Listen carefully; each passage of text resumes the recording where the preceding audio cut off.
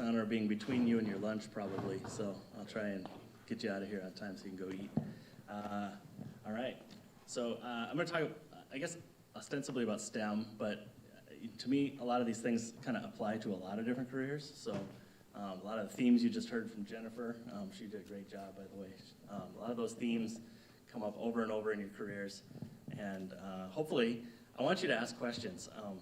Stop me anytime, happy to answer a question, but I'm going to spend about 10 minutes on me, and I'd love to hear some thoughts from you guys, you all. I suppose that's maybe more appropriate. From you all about, what are you thinking? What questions do you have for me after you hear what I'm all about? All right, I want to hear what you're all about too. So I guess I'd probably start in high school. That's probably the standard place to start. I was lucky. I always knew I wanted to do science and technology. Like it captivated me. It just absolutely knew. I mean, this was, the 1980s when the space shuttles were new, and we didn't have a space station yet, and all the technology, personal computers were new. And everything was just really, really exciting for me as a kid. And I know not everybody has that blessing to be able to say, like, this is what I want to do. And I didn't know exactly what I wanted to do, but I knew it wanted to be science and technology. So to me, that was a real blessing for me, being able to go to college and say, this is kind of what I want to focus on. Like, I kind of knew I wanted to go to College of Engineering. So that's what I wanted to do. In high school, I actually spent a lot of time, I was a debater. So I spent 4 years debating. I was in theater, did 4 years of theater. So a lot of communication type stuff, which is not typical for an engineer. So that served me very, very well in my career as well. So that'll serve you in any career as well. So when I graduated high school, I went to the College of Engineering at South Dakota State University. Go Jackrabbits. So I did my bachelor's degree in physics there. And actually, it wasn't, the physics you can usually go at a university, they go through the College of Arts and Sciences, which is like pure physics, right? You're gonna go get a PhD and do like astronomy at UT or something like that. I went through the College of Engineering in a program called Engineering Physics. And that's kind of cool because you're basically in an engineering program, but you haven't declared like what you want to do yet, which was perfect for me because the reason I did physics is because I didn't know, do I want to be an electrical engineer or a biomedical engineer or mechanical? Biomedical engineering was just like a brand new thing back then. I didn't know. So I spent my first 2 years like just taking classes, figuring it out in this physics program. When I got to my sophomore year, I started taking 2 classes concurrently. One was called statics, which is like the forces that happen mechanically on, like, think of a stoplight, right, with the long arm out, right, and the wind is blowing on it. How much force can it take before it breaks, that kind of stuff. The other class I took was circuits, which was, resistors and capacitors and electrical stuff. I was taking those 2 at the same time. And again, I had gone in thinking, I'm probably going to be a mechanical engineer. I hated statics. I hated it. Like, it was the most boring thing in the whole world. Some people love it. That's great. Good for them. But I was having such a blast in circuits. That was the moment, my sophomore year of college, I'm like, okay, I'm going to take the electrical track. So that was when I decided I'm going to decide I'm going to be an electrical engineer at this point. And I stayed in the physics program, but they had emphasis, right? And from that point on, I took a bunch of electrical classes, let all the mechanical stuff go, and moved on. In fact, later on in my career, I was going to double major in physics and EE. Ended up dropping the EE because they wanted more credits than I was willing to stay in school for and all that. So don't think that you have to know what you're doing when you graduate high school. It's okay. Go do some stuff. Take some community college classes. Take some general classes. I knew I wanted to be in science and technology, but I didn't know exactly what I wanted to do. So that was, I guess, the lesson. Well, let me go back. So while I was in college, I had the opportunity to intern a couple different places at an electronic sign manufacturer. Did a lot of like tiny soldering. Learned how to solder, and that was a great skill for me. I did co-op at 3M. 3M's the company that makes Post-it notes. And you think, well, what the heck do they use electrical engineers for, right? And the answer is not much. So, but here's the lesson from all of that up to this point, that I hope you take away is, take any opportunity you're given. Go get an internship. Go shadow a doctor, right? If you think you want to do medical stuff, they're usually happy to bring you in. Try those things. If you get a chance to do an internship, go do it for the summer. Try it, right? You never know when those skills are going to come back, and you never know when those connections that you made at that job or that internship or that little coffee that you went to talk to a doctor about, what it's like to be a doctor. Those relationships will stay with you, right? And you never know when those opportunities will come back. All right, so right after undergraduate, I went to IBM in Rochester, Minnesota. So I worked at IBM for 16 years as an engineer, as an electrical engineer. There's a lot more electrical engineering at IBM than there is at 3M.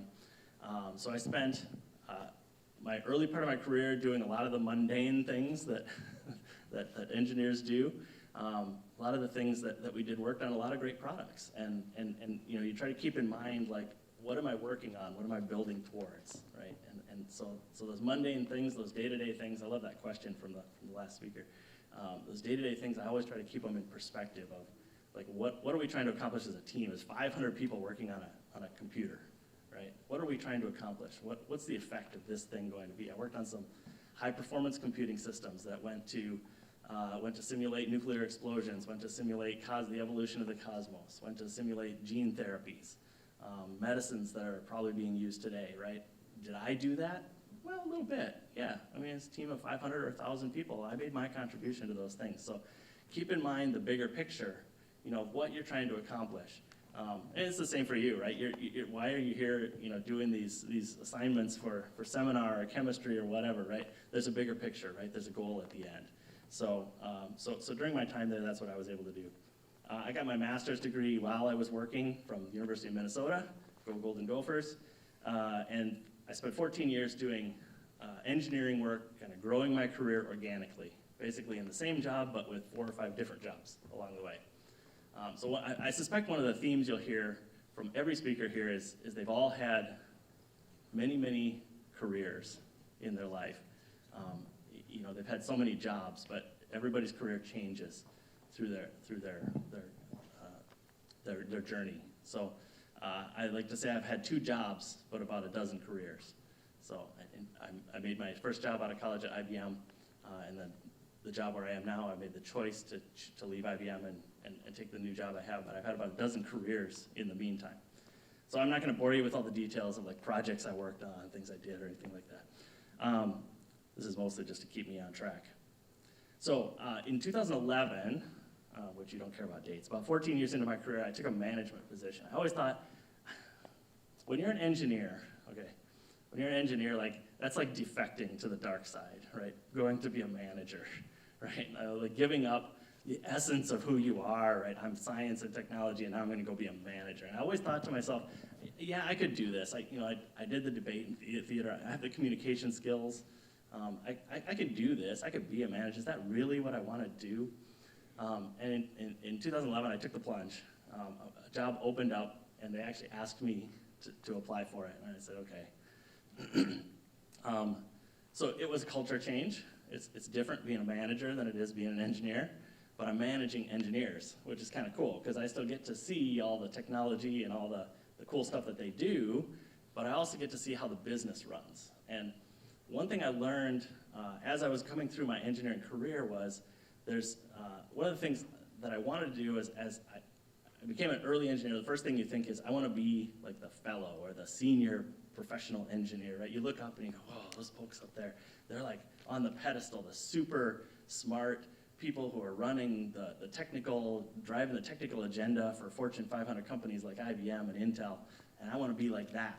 And what I realized as I went through my career is, well, why did I want to be like that?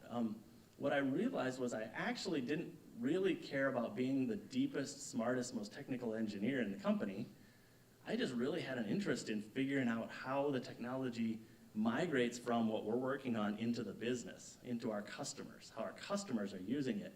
And then, I mean, let's be real. What's the purpose of business in America, right? Make money, right? We're here to make money, right? How can I help our customers solve their problems so that we can make money and make our shareholders and our owners happy, right? That's what life is about in corporate America.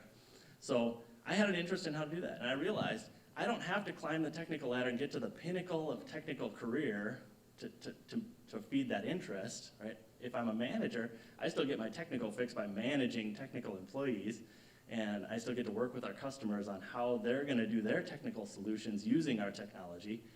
But also I get to see how our business runs, and I get to help our customers directly solve their problems from that, where a lot of the engineers don't necessarily get that customer contact.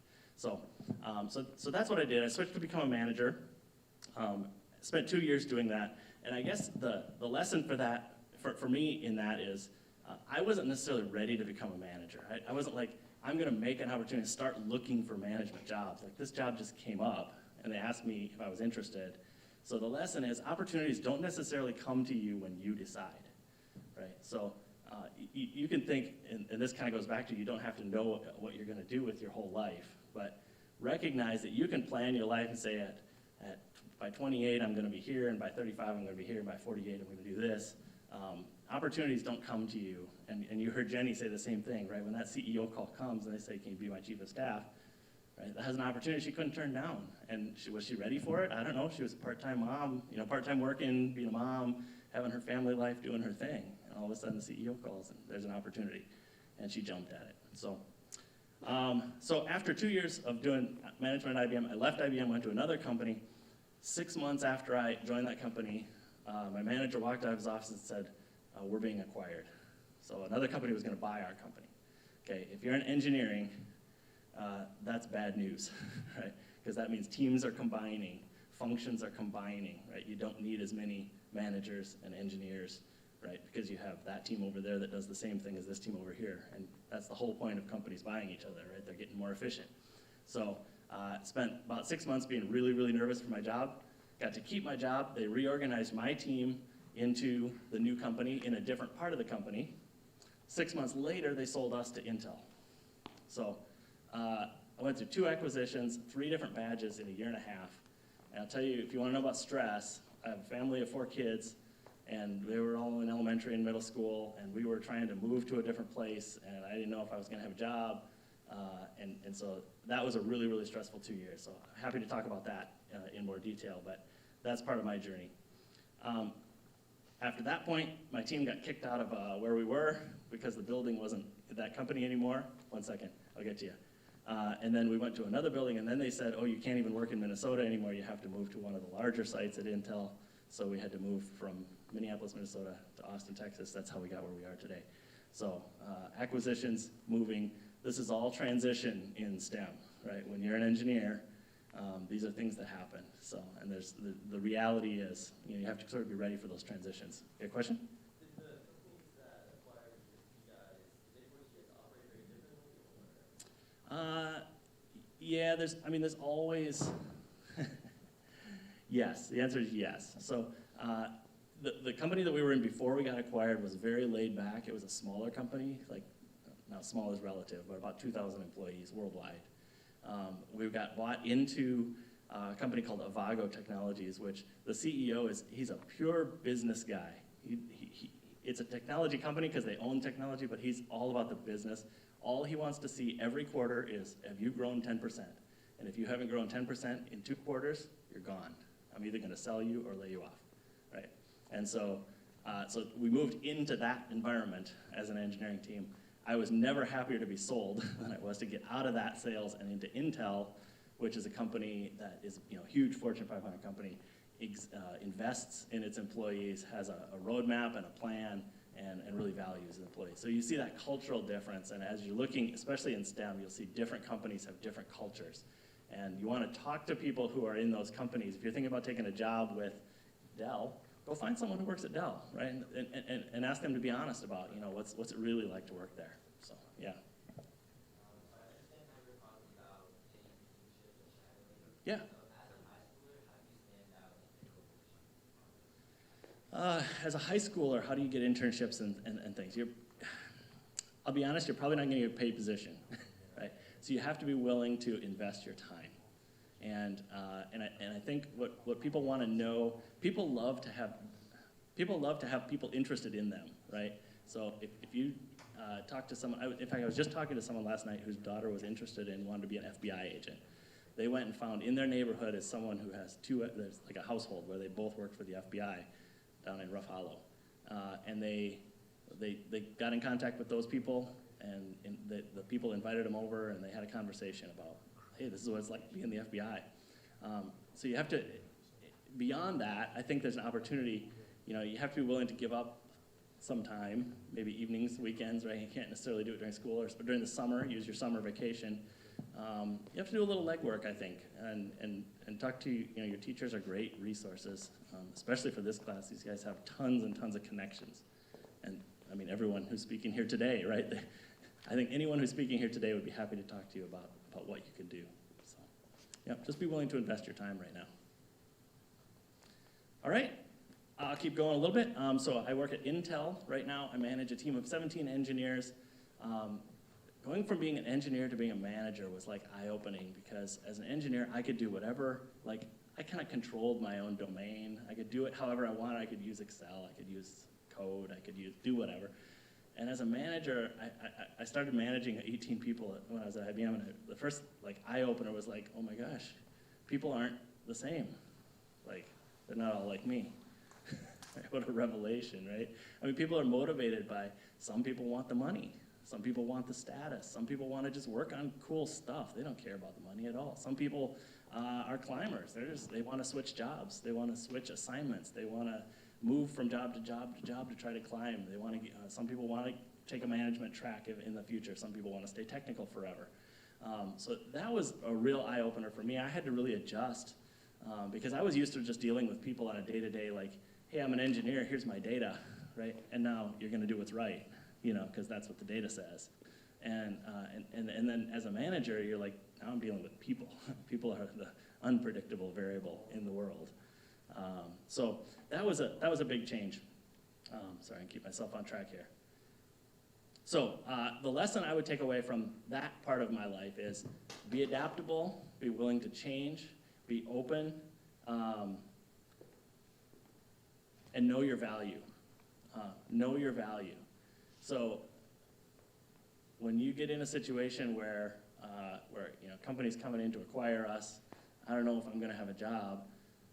I got to know the value of my team and be able to pivot them to something that is valuable for the new owner, right? And you have to do that. You'll have to do that individually in your career over and over and over again.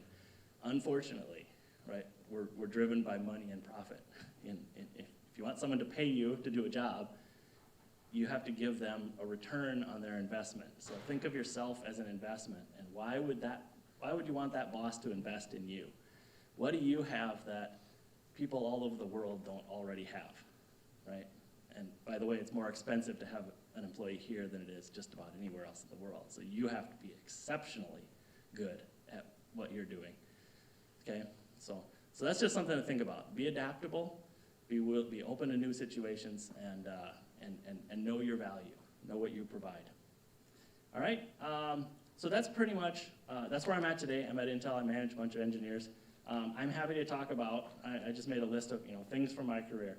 The stress of being bought and sold, not knowing if I have a job next month, feeling like I don't know anything about the job I'm being asked to do, choosing to jump off the technical track and into management, learning how to interface directly to clients. So it's different from just sitting in your cube doing your job, getting out and talking to clients.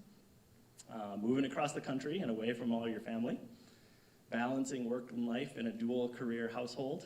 So that's my story. So what questions do you have?